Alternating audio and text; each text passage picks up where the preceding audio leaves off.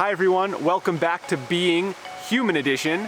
I hope you liked the last video where I had Jim Larsen with me and he was talking a little bit about the impressions on the mind, the samskaras, that when you accumulate a bunch of those, it actually can affect our tolerance for stress. And our threshold for stress can become a little bit lower. Things can set us off a little bit easier. In this video though, Jim is actually talking a little bit about what that state looks like when we're free or mostly free from those impressions, and what that natural state looks like and how to get there. So I thought this part of the conversation was also super interesting. I hope you find it that way too, and let's just jump into the video.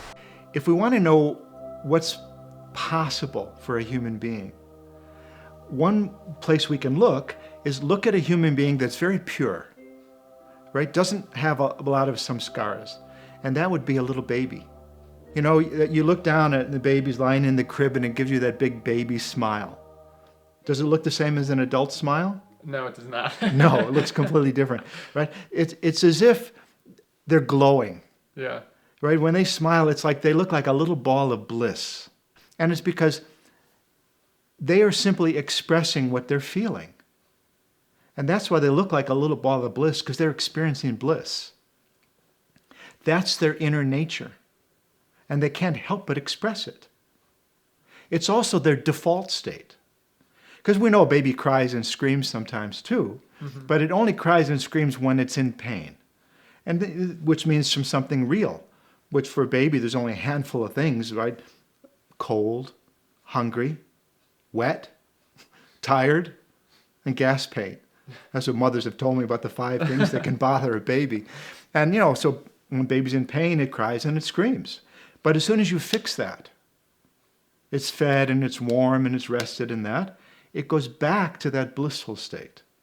See? So a baby doesn't need any reason at all to be blissful. It does need a reason to be unhappy, but it doesn't need any reason to be blissful. You see, this shows us what our human nature is. Our human nature is blissfulness. See, a baby never lays there and goes, well, you know, I'm great right now, but how do I know she's going to come back tomorrow? What if they don't feed me tomorrow? What would I do? Is a baby worried about the future? Never. Does the baby beat itself up over the past? The baby's like thinking, oh my God, I'm so embarrassed. I threw up on that woman. I peed in my pants, or, you know, right? Yeah, I don't think they're giving too much thought to that. Yeah, is the baby beating itself up because of the past? Not at all. See, the baby lives entirely in the present moment. If there's pain, sure, it will cry. If there's no pain, it just experiences its own nature, which is blissful. But adults are living with imaginary problems all the time. See, we tend to think That's a great way to put it. We tend to think it's children who live in this imaginary world. No, adults live in an imaginary world. Because for adults, they're always worried about the future. Oh, what do I have to do tomorrow? What's going to happen if I lose my job? What's going to happen if I lose my relationship? Or beating yourself up over the past, regretting something. Oh, I wish I hadn't done that, or this shouldn't have happened, right? So it's this constant past and future that's going on in the adult mind. So you're missing the present moment. And then, of course, because of the accumulation of the impressions, those negative emotions, at the least, are quietly vibrating in the background. Some degree of fear or anger or, you know, sadness is there. And so this is blocking your experience of your own nature, which is blissful. See, so this is the difference between an adult and a healthy baby, right? But your nature has never changed. And so you're saying by tapping into that, going deep in meditation, tapping into that consistently, that sort of brings out that nature in you more and more by... Well, the meditation is really clearing the pathway. So it's not that, you know, meditation, although people can have wonderful experiences in meditation, what you're really doing it is to clear out the garbage. One of the teachers I've had in my life, Sri Ravi Shankar, he said, my job on this planet is garbage collector. He's helping people, you know, use practices that just clear out the garbage, right? So see, like the baby, you don't need a reason to be happy.